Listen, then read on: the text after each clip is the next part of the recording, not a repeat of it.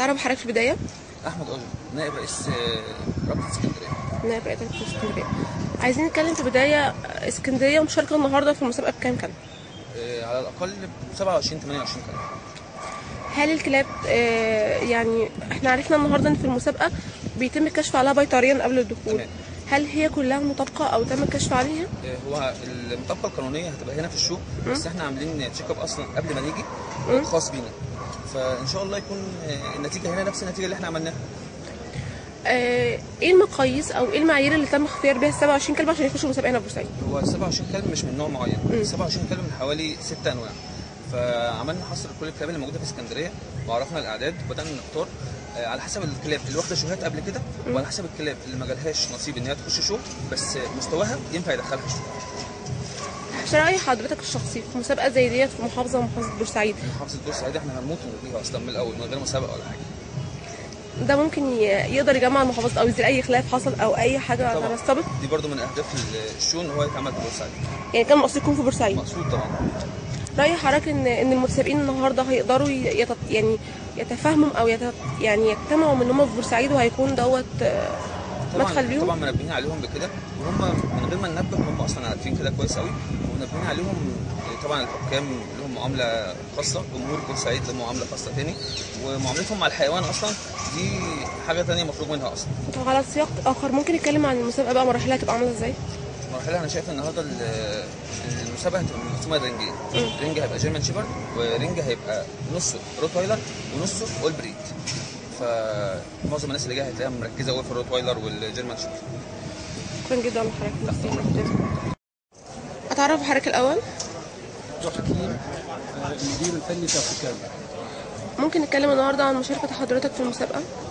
افريكانو تشارك اليوم كمركز تدريبي متميز في القاهره، وحقيقه يعني نتبع احدث الاساليب الحديثه في تدريب وتربيه الكلاب والعنايه ايضا بالكلاب كالفندقه والعلاج والدي كير والعنايه اليوميه المخصصه جدا. في افريكانو مجموعه من المدربين المتخصصين جدا والمدربين يعني كانوا يكونوا عالميين في تدريبهم ويتبعوا احدث الاساليب التدريبيه، وكانوا تتبع اسلوب حديث جدا في التدريب وهو البوزيتيف ميثود.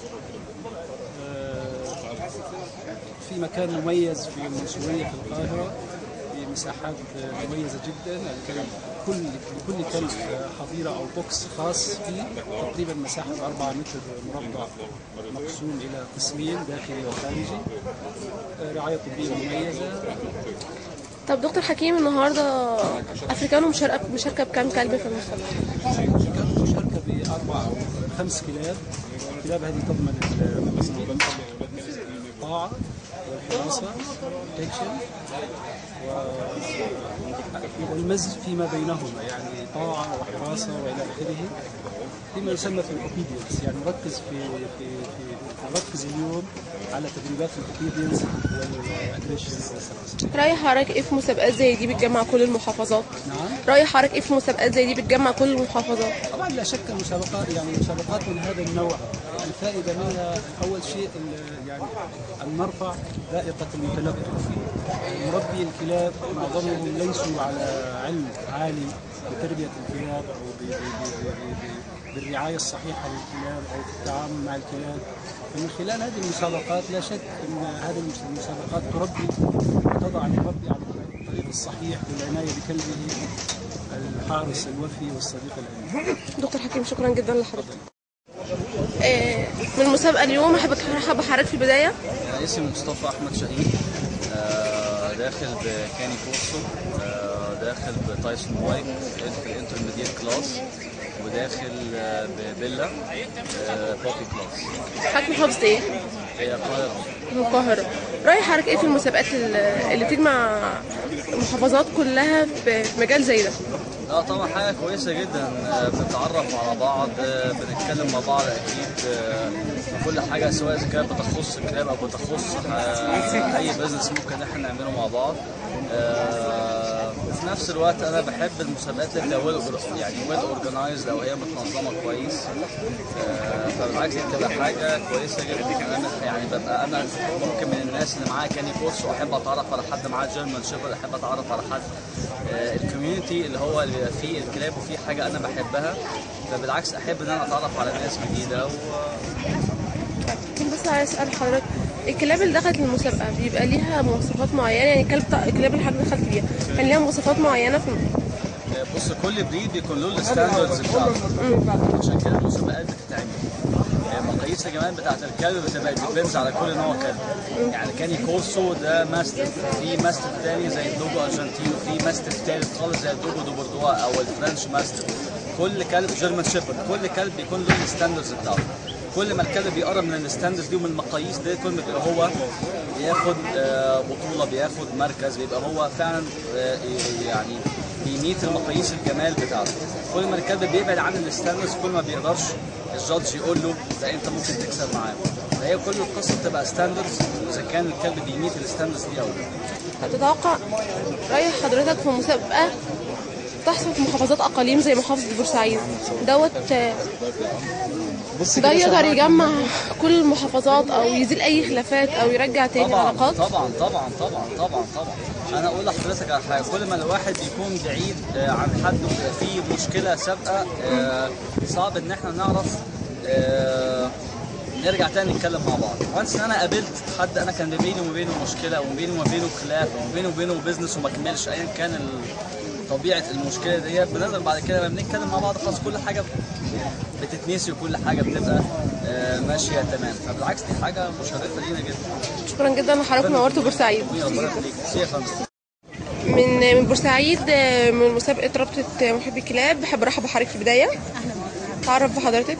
مدام هبه موسى من القاهره. مدام كنت عايزه في البدايه مشاركه حضرتك بكلب نوعي. مشاركه حضرتك بكلب نوعي. احنا معانا ولد وبنت كاني كورسو اللي هو الايطالي المسكين. رايح حضرتك في مسابقه زي ديت ايه؟ تقدر تنشط سياحه، تقدر تجمع المحافظات كلها؟ طبعا، وبيبقى في كمان مسابقات زي دي بيبقى فيها حكام اجانب كتير، وبيبقى فيها ناس اجانب عايشين في مصر ممكن يشاركوا في الكلاب بتاعتهم. بصي، هو اي حاجه بتبقى يعني بتبقى فيها نوع من انواع الفيستيفال او يوم يقدر فيه يبقى العائلات بالبيتس بتاعتهم بكل الاعمار موجوده فيه، فده بيعتبر بحد ذاته يعني حاجه كويسه جدا.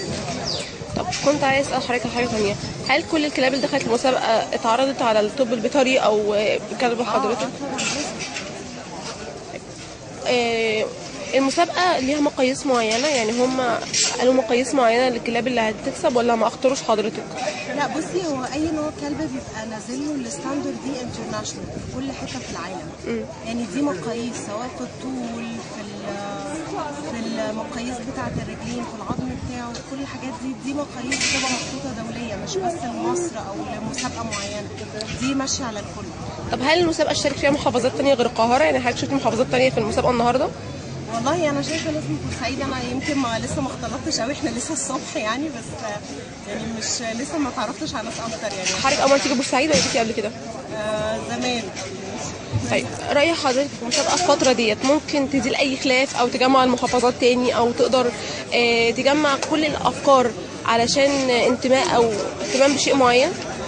والله اعتقد ان احنا عدينا النقطه دي خلاص بقى، يعني احنا ابتدينا حاجه جديده تماما، يعني مالناش دعوه باللي فات بقى خلاص. اللي فات مات يعني.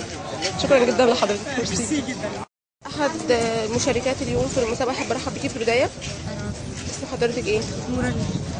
كنت عايز اسال حضرتك رايك ايه في المسابقه بوجه عام؟ هي اول مسابقه لها في بورسعيد، وان شاء الله تكون خير يعني. حضرتك مشاركه بايه؟ طب هل الكلب قبل ما يخش المسابقه دخل كشف طبي او؟ ايوه، في كشف على الباب بيكشف على كل الكلاب اللي داخله، مفيش اي حاجه تعدي. رايك في مسابقه زي دي تقدر تنشط السياحه في بورسعيد بعد فتره ركود اكتر من سنتين؟ اكيد طبعا، يعني في ناس كتير قابلتنا قالت ان ده اول حاجه تحصل في بورسعيد وكلنا فخورين بيها. نورهان، شكرا جدا.